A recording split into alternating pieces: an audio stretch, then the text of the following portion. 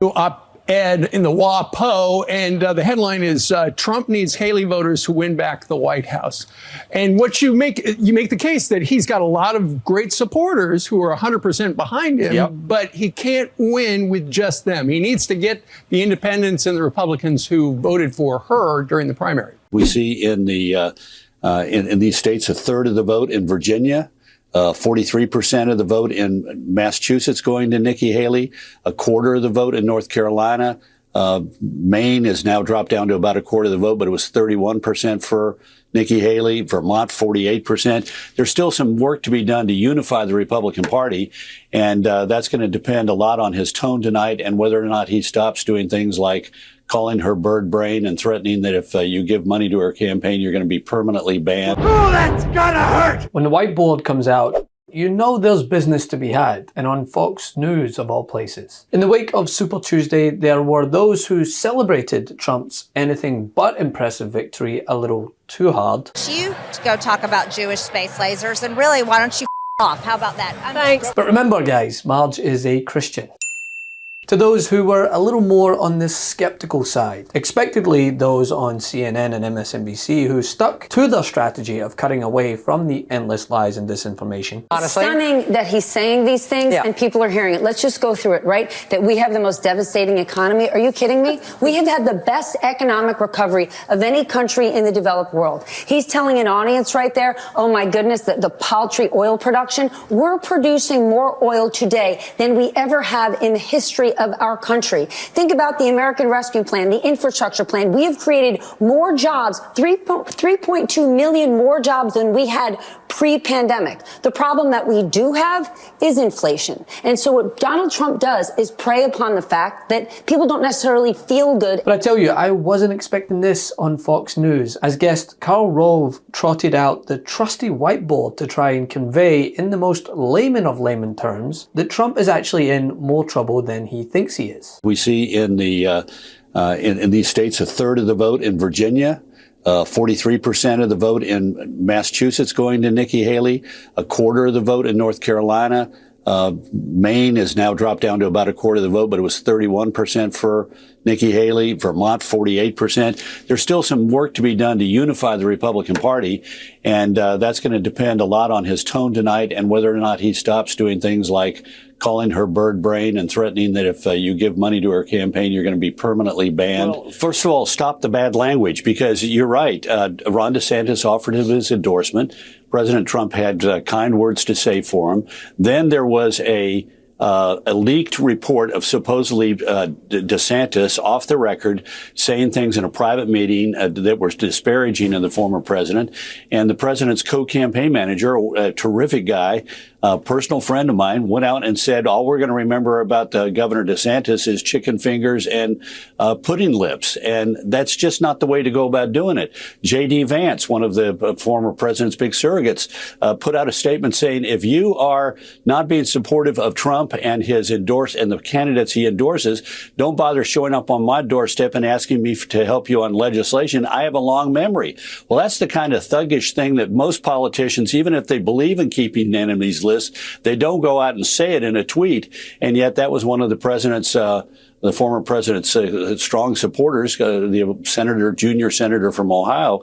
That stuff has got to stop. Now, how this punctured the propaganda programming is one thing, but it was then echoed by Steve Ducey in a follow-up segment where he also discussed the matter of how Trump thinks that the enthusiasm of his cult following is enough to score victory, when in reality the election results in 2018, 2019, 2020, 2021, 2022, and 2023 go to show that it's not the case. And in the WAPO, and the headline is Trump needs Haley voters to win back the White House.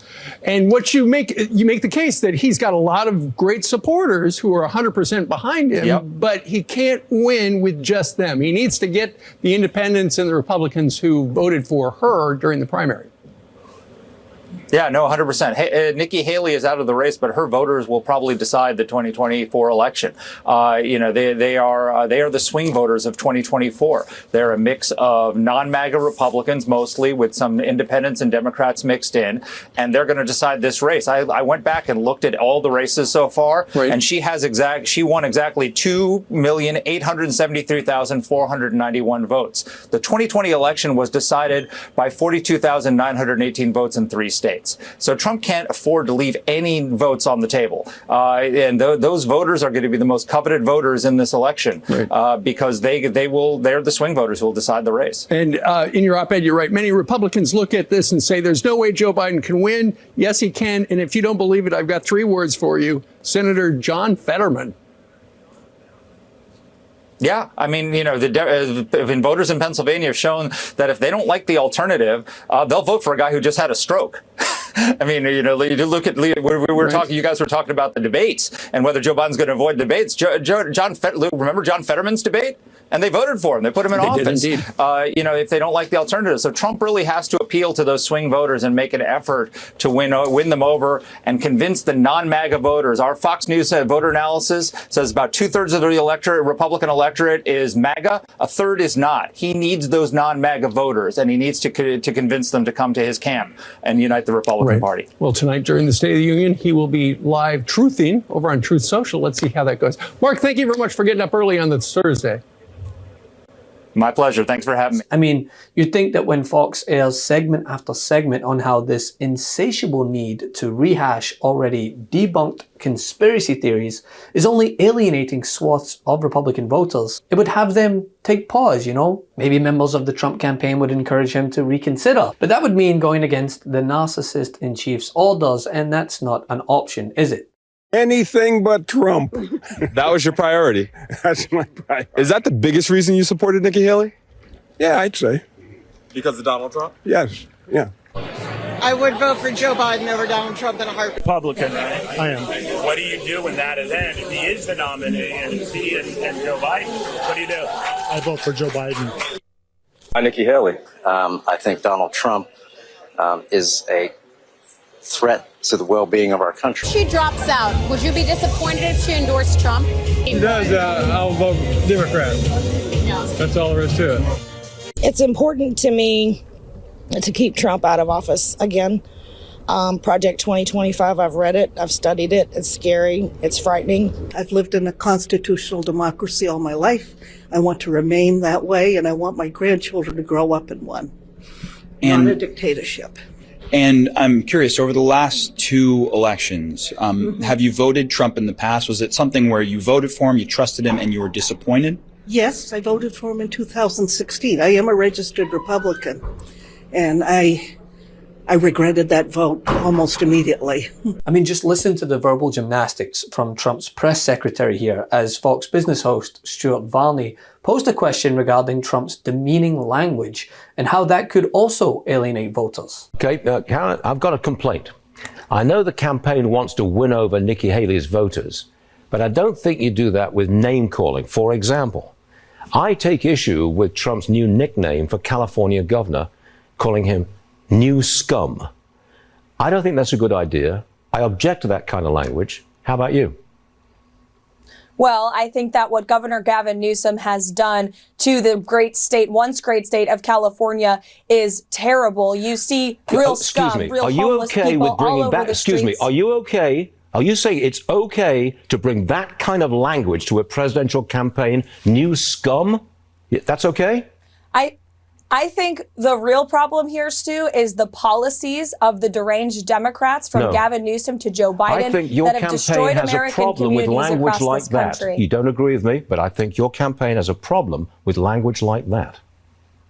Well, I don't think voters respectfully agree with you either, Stu. If you look at the resounding wins that President Trump has received across the board. You think you're going to win over Haley voters with language like that, do you? You win over moderates and women with language like that? Really? And yet they wonder why people say they're in a cult. So you look at the exits for GOP voters tonight who won't guarantee their vote for the nominee. North Carolina, 35%. Virginia, 36%. California, 33%. That has been consistent, that there's 30 to 50% of people who don't want Donald Trump but identify as a Republican or are voting in that primary. How can Joe Biden and his team make the case, talk about some of the things, of course, you talk about on your show, Larry, about the economy, to up those optimism numbers, which are going in the right direction. And there's always a lag from results to how you feel about it. To talk about immigration, clearly he wants to. That bipartisan border deal is going to be a big deal at the State of the Union.